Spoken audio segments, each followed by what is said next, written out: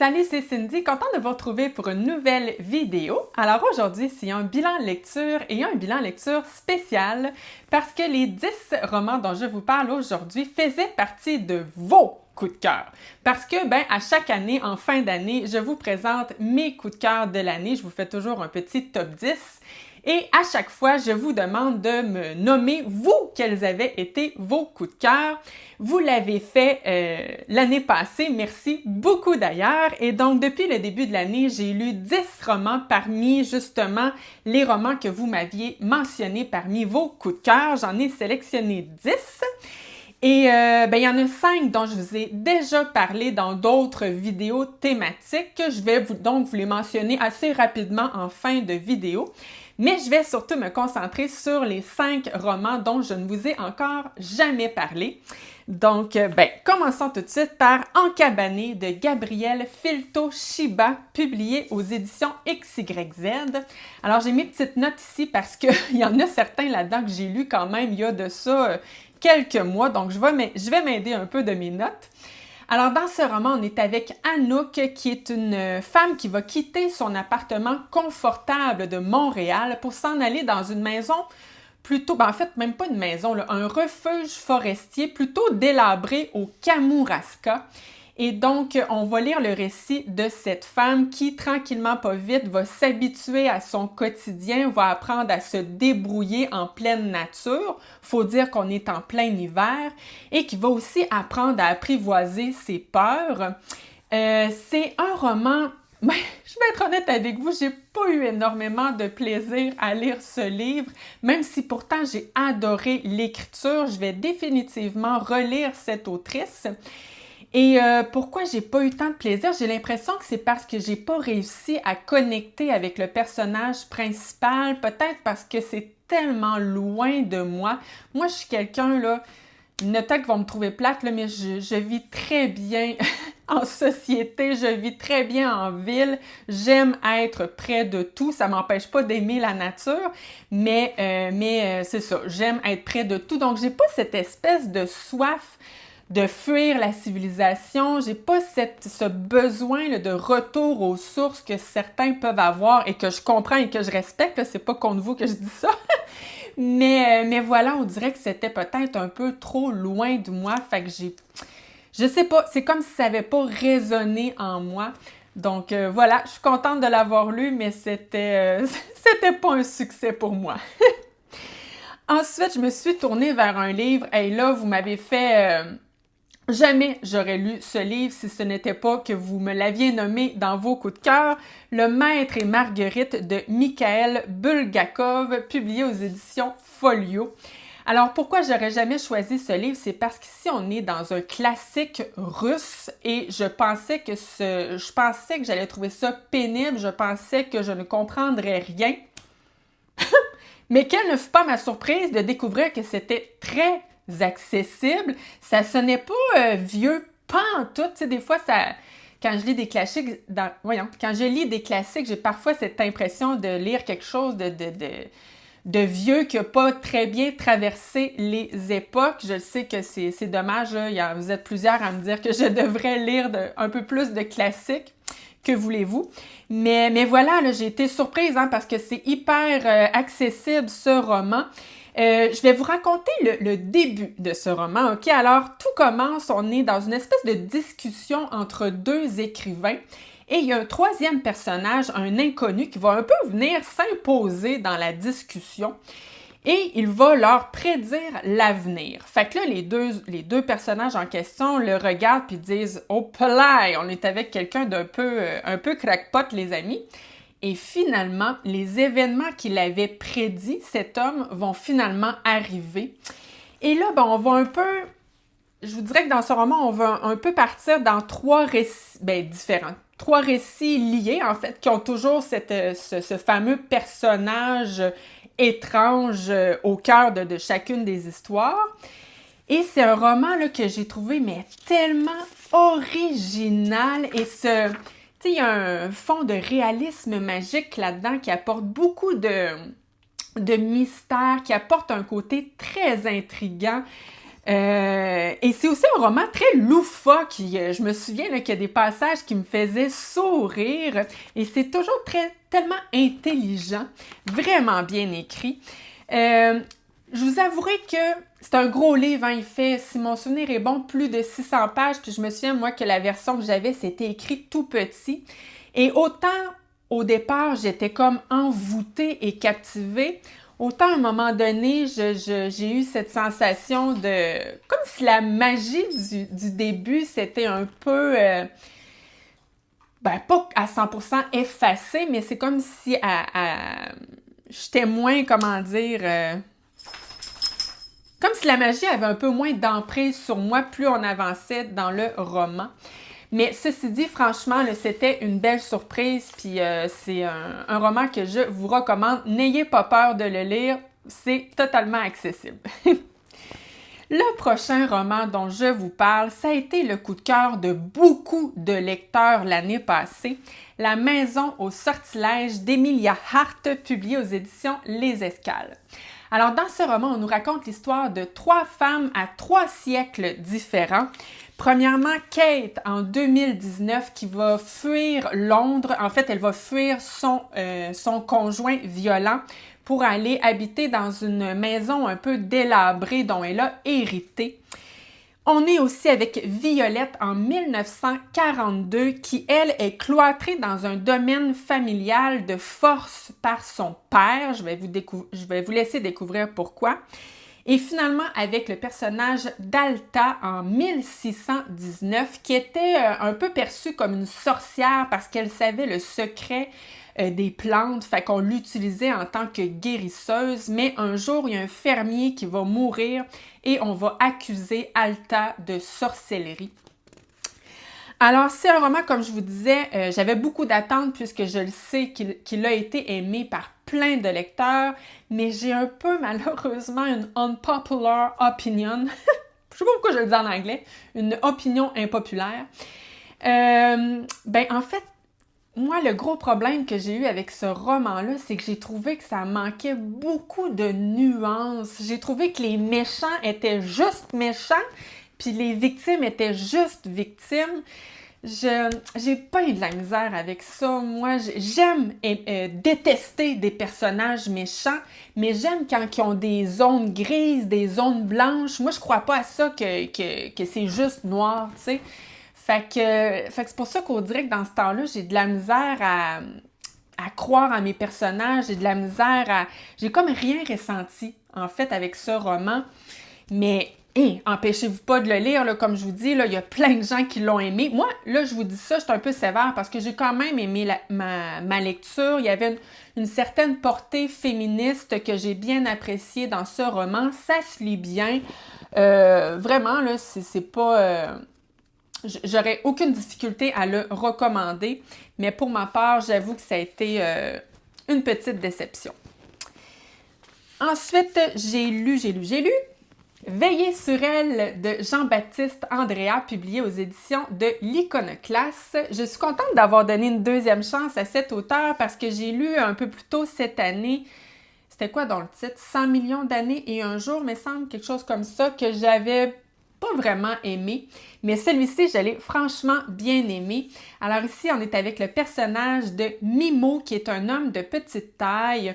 Il va naître dans une famille plutôt pauvre. Son père va mourir alors qu'il est quand même assez jeune, fait que sa mère va le confier en apprentissage à un sculpteur de pierre. Et finalement, ce sculpteur de pierre en question n'est pas très talentueux. C'est Mimo qui va s'avérer un sculpteur de grand talent. Et d'ailleurs, ça va faire beaucoup de friction entre lui et celui qui est supposé tout lui apprendre. Et un jour, Mimo va rencontrer Viola qui, elle, vit dans une situation complètement différente de celle de Mimo. Elle fait partie d'une famille très importante en Italie. Elle habite dans un palais à Gênes. Et même si, justement, comme je vous dis, les deux sont de milieux complètement différents, va naître une amitié plutôt improbable, mais une amitié très intense, très forte, très fusionnelle entre les deux. Ils vont à certains moments de l'histoire s'éloigner, mais toujours ils vont se retrouver. Et donc, on nous raconte l'histoire de Mimo et Viola. C'est un roman, le premier tiers du livre, là, j'étais certaine que ça allait être un méga coup de cœur parce que c'est tellement bien écrit, là. Tu sais, le genre d'écriture, là, c'est tellement fluide que à un moment donné, on dirait que tu oublies que tu es en train de lire un livre tellement j'étais immergée dans l'histoire, je me rendais même plus compte que je lisais. Et les personnages sont tellement passionnants. Oui, Mimo, mais Viola encore plus. Oh, mais quel personnage! Une femme avec une force de caractère, un peu beaucoup même excentrique, une femme qui a énormément d'ambition, mais qui malheureusement, on est au début des années 1900, fait qu'elle est obligée de se résigner à la place qu'on s'attend d'elle, c'est-à-dire marier quelqu'un puis avoir des enfants. Mais voilà, c'est un personnage vraiment inspirant. Et là, comme je vous dis, le premier tiers du livre, je pensais être dans un coup de cœur. Il faut dire aussi qu'au début du livre, on est avec des personnages qui sont jeunes, ils ne sont pas encore adultes, Mimo et Viola. Et vous savez comment j'aime ça, moi, ce côté coming of age. Donc, tout était là pour que je sois aux anges. Mais finalement, c'est quand même un gros roman. Hein. Il fait plus de 600 pages, me semble, ce livre-là. Ça? Presque 600 pages. Et à un moment donné, je trouvais ça long. C'était lent. Tu sais, ce roman, il se passe pas tant grand-chose. Et tu sais, je m'apercevais que quand je le déposais, j'avais pas si tant hâte de le retrouver. Tu sais, on dirait qu'il fallait un peu que je me force. J'avais un peu hâte que ça se termine. Donc, c'est quand même une belle lecture. C'est des personnages que j'ai encore en tête, tu sais, puis que je sais que je vais m'en souvenir longtemps. Mais malheureusement, j'ai aussi cette sensation d'avoir trouvé ça trop long. Donc, voilà, un très bon roman, mais je trouve que ça aurait pu peut-être être un petit peu plus court. Voilà. Ensuite de ça, j'ai lu mon deuxième Marie Vareille de l'année. Et deuxième roman auquel je donne 5 étoiles. Mais ma phrase était mal construite. Je suis pas en train de dire que j'ai donné juste 5 étoiles depuis le début de l'année. Ce que je veux dire en fait, c'est que les 2 romans de Marie Vareille que j'ai lus cette année, je leur ai donné 5 étoiles. Donc, je vous le dis tout de suite, j'ai adoré ce livre, Désenchantée de Marie Vareille. Alors ici, j'ai l'édition Le Livre de Poche. Alors, au cœur de ce roman, on a la disparition de Sarah Leroy, alors qu'elle avait seulement 15 ans. Une disparition qui, évidemment, va un peu bouleverser tous les habitants de la ville, de la petite bourgade où elle habitait en France. Et c'est surtout, en fait, que cette disparition, on n'a jamais su ce qui était arrivé à Sarah. On l'a jamais retrouvée. Est-ce qu'elle est vivante? Est-ce qu'elle est morte? On ne le sait pas. Et là, un jour, Fanny va revenir sur les lieux où s'est passé ce fameux drame. Et là, on est 20 ans plus tard avec justement Fanny, mais on est aussi avec d'autres personnages et on est dans ce roman, on va un peu se promener entre le passé et le présent. Et comme bien souvent avec Marie Vareille, on est finalement... Il y a plein de petits mystères qui planent et tranquillement pas vite, en changeant de personnage et en se promenant justement entre le passé et le présent, on va former le casse-tête tranquillement pas vite. Et si j'ai tant aimé ce livre, c'est justement parce que t'es pas capable d'arrêter de le lire, c'est intriguant, t'as toujours cette envie de tourner les pages, c'était tellement bon, c'est du divertissement pur et dur. Donc, je sais que j'ai pas tant grand-chose à dire, mais en fait, c'est que c'était juste trop le fun à lire. Puis l'amitié, la sororité est au centre de ce roman aussi. Fait que ça aussi, j'ai beaucoup apprécié. C'était très bien fait très bien fait à ce niveau-là aussi. Donc voilà, je ne peux que vous le recommander. Donc, comme je vous disais, les 5 autres romans, je vous en ai déjà parlé cette année dans le cadre d'autres vidéos. Donc, je vais un peu les mentionner ben plus rapidement en tout cas, L'Enragé de Sorge Chalandon, qui est maintenant disponible en format poche au livre de poche. Alors ça, c'était tellement une bonne idée. L'auteur part d'un fait vécu. Donc, il y avait 56 jeunes en 1934 qui avaient tenté de s'échapper de la colonie pénitentiaire pour mineurs de Belle-Île-en-Mer. Et on va réussir à tous les capturer, à l'exception d'un seul qui a vraiment réussi à s'évader. Et donc, l'auteur va imaginer ce qui s'est passé ensuite avec ce personnage. C'était vraiment bon, vraiment bien écrit, puis ça soulevait vraiment des belles réflexions, ce roman-là. Tu sais, les jeunes là, qui naissent malheureusement, tu sais, on n'est pas tous avec les mêmes bases, hein? Et bien là, on est avec des jeunes, justement, qui l'ont pas eu facile. Et quand je vous dis que ça soulève des réflexions, c'est que en tant que société, qu'est-ce qu'on peut faire pour ces jeunes-là? Quelle institution, tu sais, qu'est-ce qu'elles font, les institutions? Est-ce qu'on les aide vraiment ou on leur nuit, finalement? Tu sais, ça, vraiment, c'est hyper intéressant comme histoire et la manière dont l'auteur nous raconte cette histoire. Bref, j'avais adoré ce livre. Ensuite, la version qui n'intéresse personne d'Emmanuel Pierrot aux éditions Le Cartanier. Eh bien, c'est mon plus gros coup de cœur depuis le début de l'année, ce livre. Fait que, c'est vous dire comment je l'ai aimé, celui-là. Ici aussi, je dis ici aussi parce que dans l'Enragé dont je viens de vous parler, on était avec des jeunes bombes. Ben, dans la version qui n'intéresse personne, on est aussi avec deux jeunes qui l'ont pas eu facile, Sacha et Tom. Et à l'âge de 18 ans, ils vont décider de quitter Montréal pour s'en aller vivre au Yukon. Puis là, tu sais, la première moitié du livre, là, on est avec deux jeunes qui veulent juste être libres, vivre la liberté à tous les niveaux. Ils vont rencontrer du monde. Tu sais, ça va quand même bien leur affaire, tu sais. Et jusqu'au jour où il va avoir la relation entre Tom et Sacha va être un peu bouleversée. Je vous laisse découvrir dans quel contexte.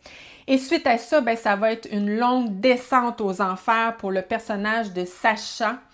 Alors, ce roman-là, tu sais, là, des romans qui te traversent d'un bord à l'autre, là, c'est vraiment ça, ce roman, pour moi, là, ça m'a rentré dedans. J'ai trouvé qu'il y avait une charge émotionnelle dans l'écriture, là.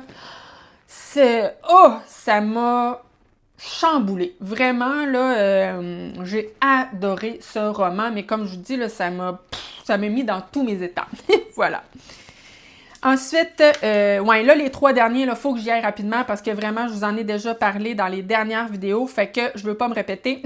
Mille soleils splendides de Khaled Hosseini aux éditions Belfond. On est en Afghanistan avec deux femmes qui vont être forcées, dans deux contextes différents, là, mais elles vont être forcées d'épouser un homme dégueulasse.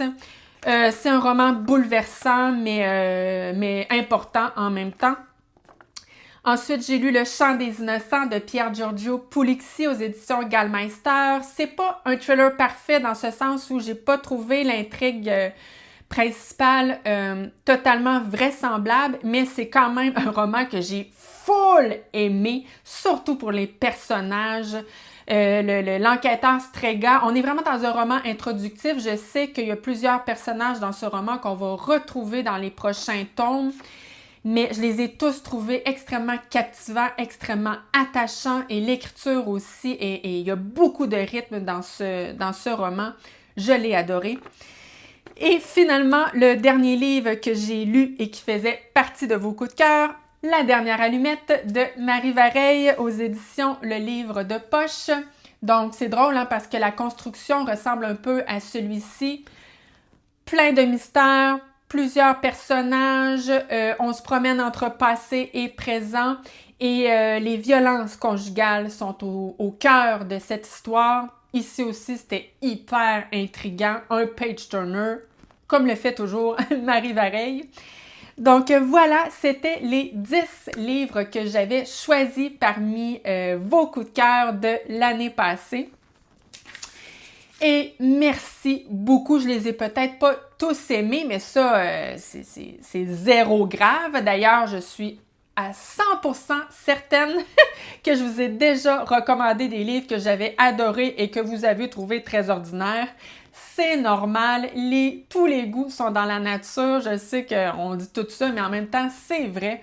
Puis c'est le fun de même. Fait que si j'ai pas aimé vos coups de cœur, surtout ne soyez pas vexés. Moi, le but, c'était tout simplement de découvrir des romans et à ce niveau-là, c'est mission accomplie. Donc, merci beaucoup. Et sur ce, moi, je pars en vacances, fait qu'il n'y aura pas de vidéo dans les 2 prochaines semaines.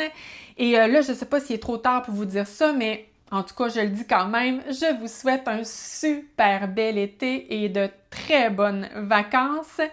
Et merci beaucoup d'avoir été là et on se retrouve au début du mois d'août. Merci et à bientôt. Bye bye!